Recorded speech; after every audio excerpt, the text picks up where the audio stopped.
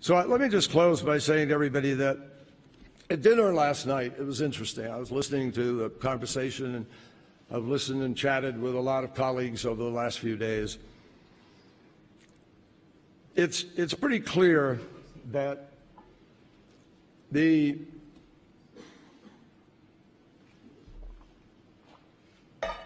uncertainty, even the fear of what's happening to Europe, of these refugees, of Syria, of terrorism, it's different. And everybody feels that.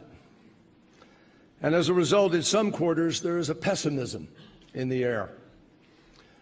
I believe we have good reason, actually, to be optimistic about the future.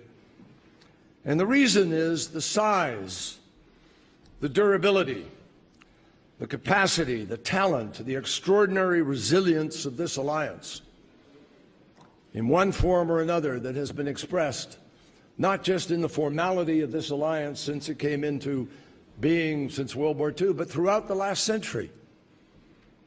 Yeah, there's violence in the world. You better believe it. But you know what? It's changed. The 20th century was defined by state-on-state violence and millions upon millions of people dying. There are actually fewer people dying in conflict today than ever before. And despite the challenges we faced between 1990 and 2015, remarkable things have happened, changed life for hundreds of millions of people. The rate of child mortality fell by over 1/2. Life expectancy has increased dramatically around the world, particularly in developing countries. In 2001, there were less than 1 million kids going to school in Afghanistan, and all of them were boys.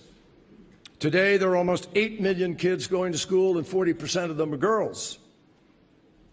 More than 2.5 billion people have gained access to clean water in the last few years, and the number of people living in extreme poverty has declined by more than 1/2. It is, for the first time in history, below 10%. I could run a longer list of things, and you know them, that we're doing. Productivity, the changes of technology. A century ago, the numbers of people brought into the near middle class or middle class in China and India and many other countries. A century ago this month, the Battle of Verdun was just beginning. The most excruciating chapter of a horrific war that would cause 37 million casualties and kill 1 German and 1 French man out of every 5. 70 years ago, 75 years ago to be precise, millions of refugees were streaming not into Europe, but out of Europe, seeking refuge from a confrontation with fascism that would climax in unprecedented savagery and the Holocaust. 50 years ago, half of Europe lived behind the Iron Curtain. A quarter of a century ago, Europe was witness to a brutal campaign of ethnic cleansing that would rage for years. My friends, we cannot come to Munich to a security conference and ignore the underlying message of this history. This moment is not as overwhelming as people think it is. We know what needs to be done, and most importantly, we have the power to do it.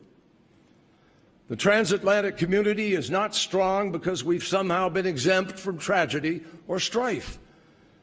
We're strong because we are resilient, because in a decade after decade, we have stood together to defend our security, our prosperity, our values, and because we have resisted attempt after attempt to divide and make us turn on one another, and above all, we are strong because of the core beliefs that hold us together. We need to heed the advice of President Kennedy on his trip to Berlin the year this Munich Security Conference began. Lift your eyes beyond the dangers of today, he said, to the hopes of tomorrow. If we do that, if we remember the values at the heart of our partnership, if we take the lessons of history of what we've been able to accomplish and what this incredible alliance means, I have absolutely no doubt whatsoever we're going to get this right, We're going to get through this moment, and we're going to build the prosperity and the security and the stability that every single one of us wants. We are going to do just fine. Thank you.